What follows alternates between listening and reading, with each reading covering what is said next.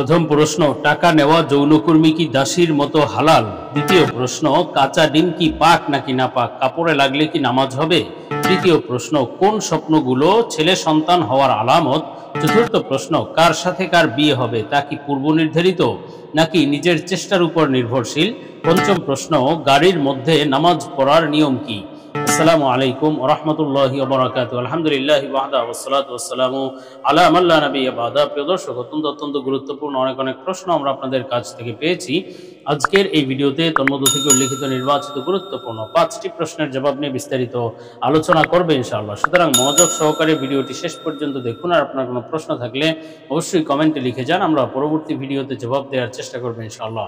তো সরাসরি আমরা প্রশ্নের জবাবে চলে যাই। প্রশ্ন ছিল, গাড়ির মধ্যে নামাজ পড়ার নিয়ম কি? দেখুন, যারা নামাজের ব্যাপারে সচেতন, এই মশালাটি তাদের জন্য অত্যন্ত গুরুত্বপূর্ণ। কেননা যারা নিয়মিত নামাজ আদায় করেন, গাড়িতে গিয়ে অনেক সময় তাদের নামাজ কাজা হয়ে যায়। সুতরাং সতর্কতা যদি অবলম্বন করা হয় তাহলে এই নামাজগুলো ইনশাআল্লাহ কাজা হবে না।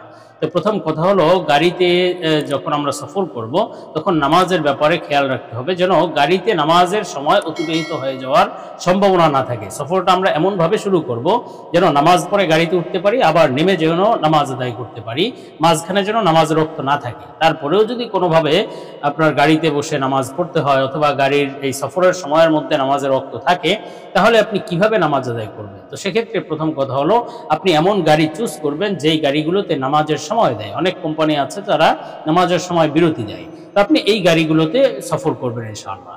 আর যখন আপনি গাড়ি থেকে নেমে, অর্থাৎ গাড়ি যদি বিরতি দেয়, তো সেখান থেকে নেমে আপনি খুব ভালো মতো ওযু ইস্তেঞ্জা করে পরিপূর্ণ পাক পবিত্রতার সাথে, রুকু সিজদার সাথে, মসজিদে জামাতের সাথে অথবা যে কোনোভাবে রাস্তায় দাঁড়িয়ে, যে কোনোভাবে রাস্তার পাশে বা যে কোনোভাবেই নামাজ আদায় করে নেন। তো সেক্ষেত্রে একটি জরুরি বিষয় হলো, এই কাজটি তো অনেক পুরুষরা করেন, কিন্তু মহিলারা পর্দার দোহাই দিয়ে অথবা অলসতার কারণে গাড়িতে বসে তারা নামাজ আদায় করেন না।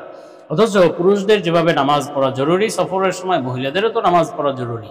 সুতরাং মহিলারাও গাড়ি থেকে নেমে ওযু ইস্তেঞ্জা করে মসজিদের এক কোনায়, পাশে অথবা রাস্তার ধারে যে কোনোভাবেই তারাও নামাজ আদায় করে নিতে হবে।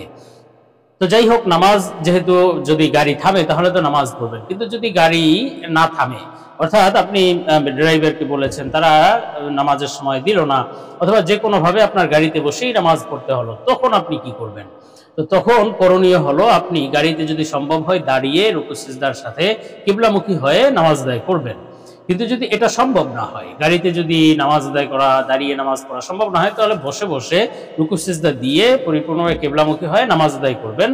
এটাও যদি সম্ভব না হয়, তাহলে বসে বসে ইশারার মাধ্যমে রুকু সিজদা দিয়ে কিবলামুখী হয়ে নামাজ আদায় করবেন। কিন্তু গাড়িতে যদি কিবলামুখী হয়ে বসাই সম্ভব না হয়, অথবা বসে বসেও নামাজ আদায় করা সম্ভব না, অথবা কিবলামুখী হওয়ার সম্ভব না, গাড়ি যাচ্ছে উত্তর দক্ষিণ দিকে অথবা পূর্ব দিকে, তো সেক্ষেত্রে আপনি কিভাবে নামাজ পড়বেন? তো সেক্ষেত্রে যদি কিবলামুখী হওয়ার যদি উপায় না থাকে, তাহলে যেদিকে গাড়ি চলছে সেদিকেই আপনি নামাজ আদায় করে নিন, কিন্তু ওই নামাজটি পরবর্তীতে কাজা করে নিতে হবে। আপনার যখন সুযোগ আসবে ওই নামাজটি আবার পুনরায় পড়ে নেবেন। আর যদি গাড়িতে বসে নামাজের ক্ষেত্রে আপনার উযুই না থাকে, তাহলে তায়াম্মুম করে নামাজ পড়তে পারবেন, বা পানিও যদি সাথে না থাকে তায়াম্মুম করে নামাজ পড়বেন। আর তায়াম্মুমের যদি মাটিও না থাকে, তাহলে আপনি এই জায়গায় নামাজ পড়ে নেবেন অজু ছাড়াই, কিন্তু পরবর্তীতে ওই নামাজ আবার কাজা করে নিতে হবে। আমরা পরবর্তী প্রশ্নের জবাবে চলে যাই। প্রশ্ন ছিল, শেখ, কার সাথে কার বিয়ে হবে তা কি পূর্ব নির্ধারিত নাকি নিজের চেষ্টার উপর নির্ভরশীল? দেখুন, আসলে তাকদীর যাকে বলা হয়, আল্লাহ সুবহানাহু ওয়া তাআলা মানুষের তাকদীরকে নির্ধারণ করে দিয়েছেন। মুসলিম শরীফের বর্ণনা, নবীজি সাল্লাল্লাহু আলাইহি ওয়াসাল্লাম বলেন, মানুষের তাকদীর আসমান জমিন সৃষ্টির 50,000 বছর আগেই আল্লাহ তাআলা নির্ধারণ করে দিয়েছেন। এজন্য আসলে কার সাথে কার বিয়ে হবে অথবা প্রত্যেকটা মানুষের জীবনে যে ঘটিতব্য বিষয়গুলো আছে সেগুলো পূর্ব নির্ধারিত, এবং সেগুলো তাকদীরে আল্লাহ তাআলা নির্ধারণ করে দিয়েছেন। তবে তাকদীরের দুটি প্রকার আছে, একটি হলো তাকদীরে মুআল্লাক আর একটি হলো তাকদীরে মুবরাম। তাকদীরে মুআল্লাক হলো এরকম যে তুমি যদি এই কাজটা করো তাহলে এটা হবে, আর যদি ওই কাজটা করো তাহলে ওইটা হবে, কিন্তু সর্বশেষ যেটা হওয়ার সেটাই হবে, এবং সেটাই হলো তাকদীরে মুবরাম। সেটা হলো অকাট্য তাকদীর, এবং সেটা হওয়ারই, সেটাই হবে। সুতরাং তাকদীরের ক্ষেত্রে এই বিষয়টি খুব বোঝার বিষয়। আরেকটি বিষয় হলো, রাসূল সাল্লাল্লাহু আলাইহি ওয়াসাল্লামের কাছে সাহাবায়ে কেরাম একবার এসে বললেন, ইয়া রাসূলুল্লাহ, তাকদীরে যেহেতু মানুষের সবকিছুই নির্ধারিত, তো জান্নাত জাহান্নামও নির্ধারিত, তাহলে আর আমল করে লাভ কি? আমরা আমল করব না। তখন নবীজি বললেন, না, তোমরা আমল করো, কেননা আসলে আমলের মাধ্যমেই বোঝা যাবে যে আসলে তার জন্য জান্নাত নাকি জাহান্নাম। যাকে জান্নাতের জন্য বানানো হয়েছে তার জন্য জান্নাতের কাজ সহজ করে দেওয়া হবে, আর যাকে জাহান্নামের জন্য, যার তাকদিরে জাহান্নাম আছে, তার জন্য জান্নাতের কাজ কঠিন হয়ে যাবে, জাহান্নামের কাজ সহজ। সুতরাং আমল করতে হবে, চেষ্টায় ত্রুটি করা যাবে না, চেষ্টা করতে হবে, যা হওয়ার সেটাই হবে, কিন্তু চেষ্টা করতে হবে ভালোটা পাওয়ার জন্য। এজন্য বিবাহের ক্ষেত্রেও আপনি উত্তম পাত্রপাত্রী, উত্তম চেষ্টা করতে হবে ভালোর, কিন্তু যেটা হওয়ার সেটা অবশ্যই হবে, এবং সেটা হওয়ার পরে বোঝা যাবে যে আসলে কোনটা হওয়ার, এর পূর্বে আপনার চেষ্টা করে যেতে হবে। আমরা পরবর্তী প্রশ্নের জবাবে চলে যাই। প্রশ্ন ছিল, কাঁচা ডিম কি পাক নাকি নাপাক, কাপড়ে লাগলে কি নামাজ হবে? দেখুন, কাঁচা ডিম আসলে নাপাক হওয়ার কোনো কারণ নেই। কাঁচা ডিম পবিত্র। কাঁচা ডিম যেটা ভাঙলে, অর্থাৎ যেই লিকুইড, যেটা আপনার কাপড়ে লাগলে নামাজ হয়ে যাবে।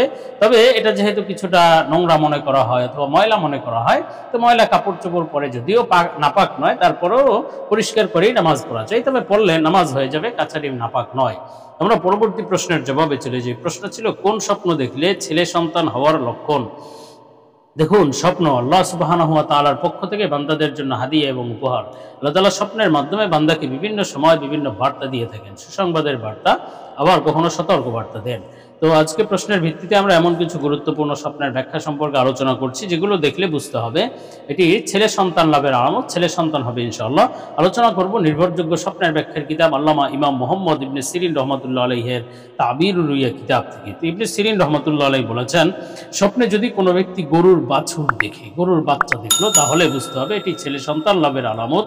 আল্লাহ তাআলা শীঘ্রই তাকে ছেলে সন্তান দান করবেন ইনশাআল্লাহ। এমনিভাবে স্বপ্নে যদি কোনো মহিলা মাথায় টুপি দিতে দেখে, তাহলেও বুঝতে হবে এটি শীঘ্রই তার সন্তান লাভের আলামত, ছেলে সন্তান, পুত্র সন্তান হবে ইনশাআল্লাহ, এবং সেই সন্তান পরবর্তীতে প্রভাবশালী, প্রতিপত্তিশালী, ক্ষমতাবান ব্যক্তি হতে পারবে ইনশাআল্লাহ। আর স্বপ্নে যদি কোনো ব্যক্তি ঠোঁট দেখে, এই ঠোঁট স্বপ্ন দেখার একটি ব্যাখ্যা হলো এটি সন্তান লাভের আলামত।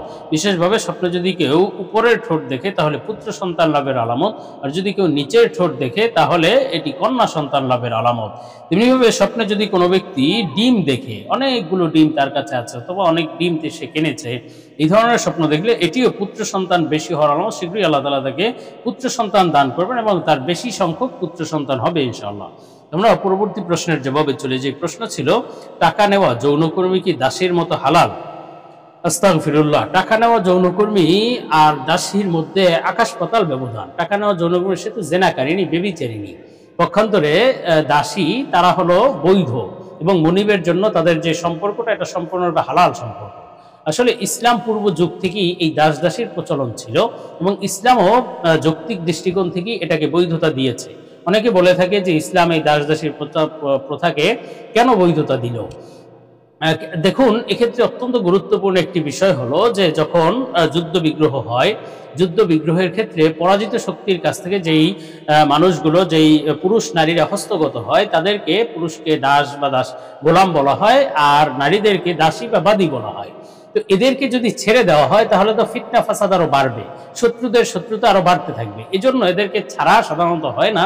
হ্যাঁ, মুক্তিপণ অথবা বিভিন্ন মাধ্যমে ছাড়িয়ে নিলে তো ভিন্ন কথা, কিন্তু যদি ছাড়িয়ে না নেওয়া হয়, তাহলে এই নারীদেরকে, পুরুষদেরকে ধরো কাজবাজ করানো হবে বা কাজবাজ করবে, আর এই নারীদেরকে কিভাবে তারা রাখবে? নারীদেরকে যদি এভাবে সাধারণভাবেই রেখে দেয়, তাহলে এতে ফিতনা ফাসাদ, বেবিচারিত্ব বেড়ে যাবে।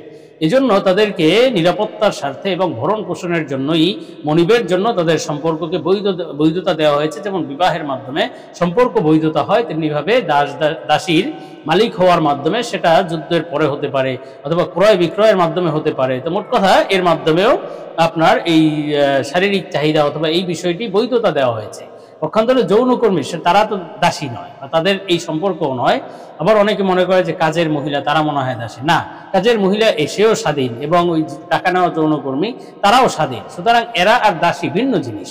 সুতরাং এই বিষয়টি আপনার ওই দাসী এবং এই কাজের মহিলা, তারপরে টাকা নেওয়া যৌনকর্মী এক নয়। টাকা নেওয়া যৌনকর্মী, এদের সাথে এই ধরনের কাজ করা সম্পূর্ণরূপে হারাম, জিনার গুনাহ, সম্পূর্ণরূপে হারাম, জিনার গুনাহ। এই জন্য এ থেকে পরিপূর্ণ বিরত থাকতে হবে। আর কাজের মেয়ে বা এই ধরনের বিষয় থেকে তো চিন্তাও করা যাবে না। আর দাসী, সেটা সম্পূর্ণ হালাল সম্পর্ক। এই দুইটা জিনিস এক নয়।